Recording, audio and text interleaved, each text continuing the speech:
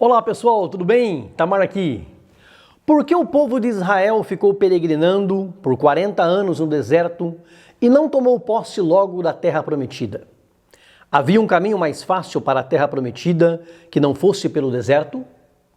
Por que o povo não pôde beber as águas de Mara?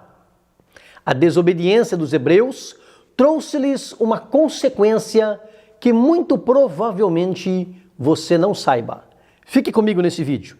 Se você ainda não se inscreveu aqui no canal, se inscreva. Ative o sininho aí para você receber as notificações, ser avisado todas as vezes que nós publicarmos aqui um vídeo novo. E deixe o seu like para a gente. Vem comigo.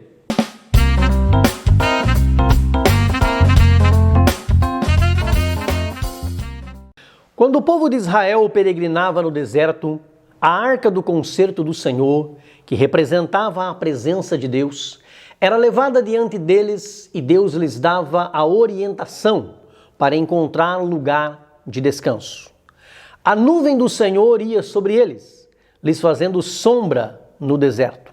Ainda assim, o povo reclamava e se queixava, menosprezando a providência de Deus. Murmuravam, se lamentavam e se queixavam, porque em vez da comida que tinham no Egito, agora tinham o maná que Deus lhes havia preparado. Quando os 12 espias voltaram após espiar a terra prometida, e mais de 80% deles colocaram medo e pânico no povo, pela falta de confiança em Deus, o povo se levantou contra Moisés. No livro de Números, capítulo 14, versículo 4, eles diziam uns aos outros: levantemos um capitão e voltemos ao Egito. Isto acendeu a ira de Deus, que ficou com vontade de destruir aquele povo. E só não o fez porque Moisés intercedeu em favor deles. Os homens que colocaram pânico nas pessoas, Deus matou com praga, perdoou o povo, mas lhes assegurou que todos aqueles que tinham mais de 20 anos de idade e que murmuraram contra ele, toda aquela geração não entraria na terra prometida. Já era a 10ª vez que o povo desafiava a Deus. E quando o ser humano desafia constantemente a Deus, uma hora a conta chega. O povo murmurou em Mara, murmurou em Refidim, reclamou da comida que Deus estava provendo. Queriam voltar para o Egito, de onde Deus lhes havia tirado.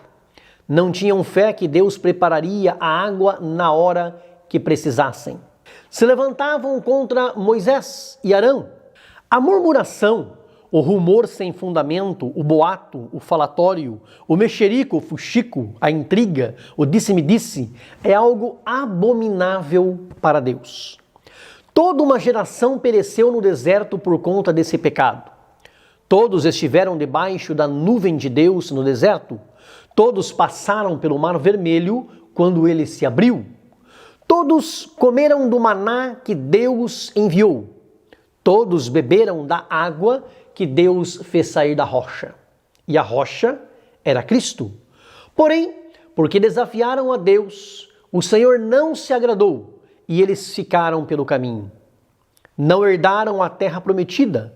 Paulo diz em 1 aos Coríntios capítulo 10 que isso foi deixado de exemplo para nós. Da mesma maneira que o povo perdeu o direito de entrar na terra prometida por causa da murmuração, nós corremos o risco de perder o direito que Cristo nos conquistou de ir para o céu, se entrarmos pelo mesmo caminho. Quando o povo hebreu passou pelo Mar Vermelho, eles caminharam 3 dias no deserto e chegaram até as águas de Mara. Porém, eram águas amargas com um sabor diferente daquela água que eles estavam acostumados no Egito. Murmuraram contra Deus, reclamaram para Moisés. Ele orou ao Senhor e Deus lhe mostrou um pedaço de madeira e o orientou a jogar na água. Após isto, as águas mudaram o seu sabor. Era Deus mostrando que ele proveria o sustento para o povo durante a peregrinação rumo a Canaã. E lhes assegurou que se eles lhe obedecessem, ele seria para eles Jeová Rafá, o Senhor que cura, lhes dando saúde. Da mesma maneira hoje, se procurarmos fazer a sua vontade, Ele será para nós, não somente Jeová Rafá, o Senhor que sara, mas também Jeová Jirê, o Deus da providência, Jeová Nissi, a nossa bandeira, Jeová Samá, o Deus que está sempre presente, Jeová Shalom, a nossa paz, Jeová Sabaô, o Senhor dos exércitos. Ele será Jeová Tzedekinu, a nossa justiça, o Elohim Adonai, o nosso Senhor, Kadesh, o que nos santifica, e nosso Yahvé Raá, o nosso pastor. Ele será o nosso Jeová Naqueô, o que destrói completamente o mal, o Elion, o forte dos fortes, o Jeová El-Gimulã, aquele que nos recompensa. No capítulo 15 de Êxodo, Deus não somente transformou o sabor das águas de Mara, mas providenciou para o povo um oásis no deserto, onde havia 12 fontes de água e 70 palmeiras. No capítulo seguinte, o 16, lá está o povo de Israel murmurando novamente. Em vez de orar a Deus, agradecendo pela liberdade da escravidão no Egito e por Deus estar cuidando deles, escolheram o caminho mais fácil, o caminho da lamentação, o caminho da murmuração. Reclamavam por não ter a fartura de carne que tinham no Egito. Deus, então, na sua misericórdia, passou a enviar para o povo todos os dias codornizes à tarde e pão do céu com sabor de mel pela manhã. E Deus, querendo mostrar que era Ele quem estava no controle e cuidando de todas as coisas, cuidando do povo, ordenou que o povo só pegasse o que conseguiria comer no dia, não pegasse nada que sobrasse para o dia seguinte. Mas alguns, duvidando da providência de Deus, pegavam mais do que poderiam comer e a sobra estragava, criando bichos e cheirando mal. O Deus da providência deu pão com sabor de mel para o povo de Israel por 40 anos no deserto. No próximo capítulo, 17 do livro de Êxodo, novamente o povo entra em contenda com Moisés em Refidim, reclamando por falta de água. Entenda que a necessidade era real. A necessidade existia.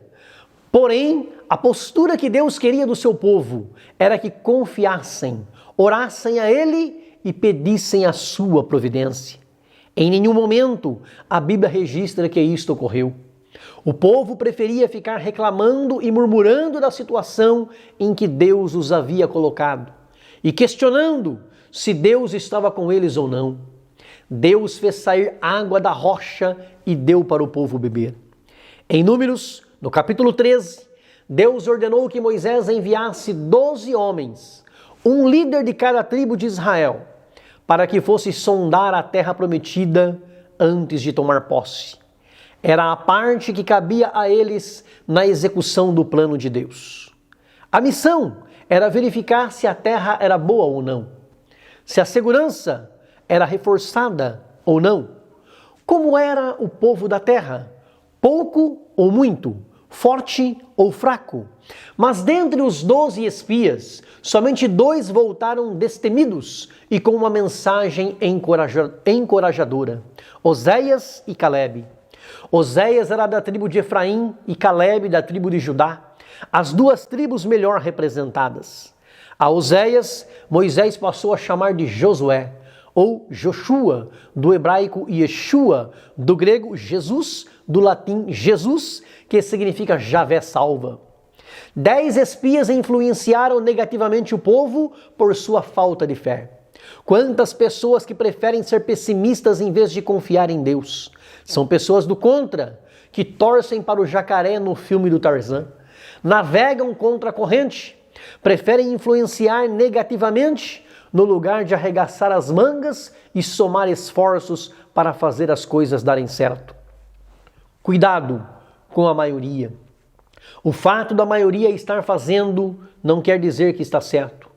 Não é porque a maioria está dizendo que é verdade. A voz do povo nunca foi e não é a voz de Deus. Pelo contrário, a Bíblia está recheada de exemplos de que Deus venceu com a minoria. Deus estava com a família de Noé, 8 pessoas apenas, e não com o povo todo da sua época. Deus escolheu dar a vitória para Gideão com apenas 300 homens, menos de 1% do total que estava inicialmente com ele. Cristo disse que muitos são chamados, mas poucos são escolhidos. Mas você é um escolhido dele. Você é uma escolhida dele. Paulo disse em 1 Coríntios capítulo 1, versículos 26 a 29, Deus não chamou muitos sábios aos olhos humanos, nem muitos poderosos da terra, nem muitos nobres, mas escolheu as coisas loucas deste mundo para confundir as sábias, e as coisas fracas para confundir as coisas fortes. Deus escolheu as coisas vis deste mundo, as desprezíveis e as que não são, para aniquilar as que são.